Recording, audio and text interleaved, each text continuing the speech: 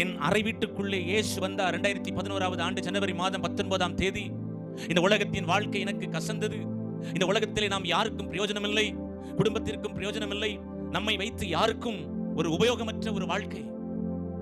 இப்படிப்பட்ட சூழ்நிலையிலே இந்த உலகத்தின் வாழ்க்கை எனக்கு கசந்தபடியினாலே என்னை நானே மாய்த்துக் கொள்ளலாம் என்று தீர்மானம் பண்ணி திட்டம் தீட்டினேன். இரவு நேரத்தை குறித்து வைத்து என்னுடைய அறைக்கதவை பூட்டிக் கொண்டு மரித்து விடலாம், செத்து போய் விடலாம், வாழ்க்கையை முடித்துக் கொள்ளலாம் என்று தீர்மானம் பண்ணி என்னுடைய அறைக்குள்ளே லைட் எல்லாம் ஆஃப் பண்ணிட்டு கதவை பூட்டிக் கொண்டு தற்கொலைக்காக ஆயத்தப்பட்டுக் கொண்டிருந்தேன்.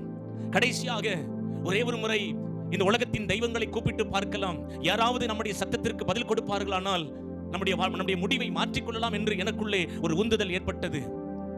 நான் எல்லா நாமங்களையும் சொல்லி நான் கூப்பிட்டு பார்த்துட்டேன், பதில் இல்லை.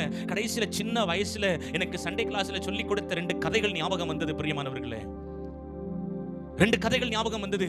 இந்த மோசே இஸ்ரவேல் ஜனங்களை வழிநடத்தி கொண்டு வந்த காரியங்கள் ஞாபகம் வந்தது. அப்பொழுது நான் கேட்டேன், மோசேயின் தேவன் எங்கே?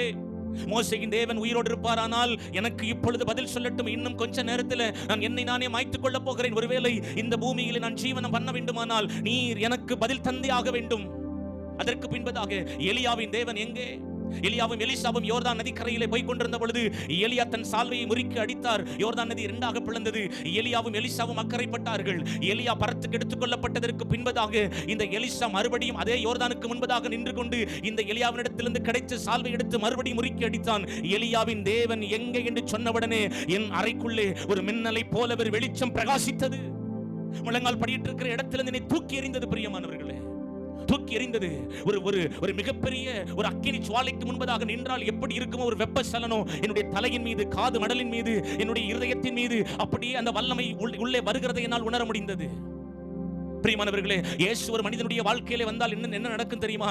அன்றைக்கு புரிந்து கொண்டேன். இயேசு என் வாழ்க்கையிலே வந்து என்னை தொட்டபோது ஒரே நாள் அபிஷேகத்தினாலும் தம்முடைய வரத்தினாலும் நிரப்பினார். அதற்கு அப்புறமாக நீங்க பாத்தீங்க அப்படின்னா, நான் என்னுடைய சிறு வயதிலிருந்து 24 வயது வரைக்கும் என்னென்ன பாவங்கள் செய்தனோ எல்லாவற்றையும் ஒரு LED திரையிலே காண்பிக்கிறது போல கர்த்தர் எல்லாவற்றையும் காண்பித்தார். பிரியமானவர்களே, ஒன்றாக கர்த்தர் அறிக்கையிட வைத்தார்.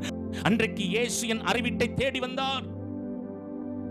ஒருவேளை அன்றைக்கு அவர் எனக்கு பதில் கொடுக்கவில்லை, ஆனால் இன்றைக்கு பிரியமானவர்கள் நான் இருந்திருக்க முடியாது.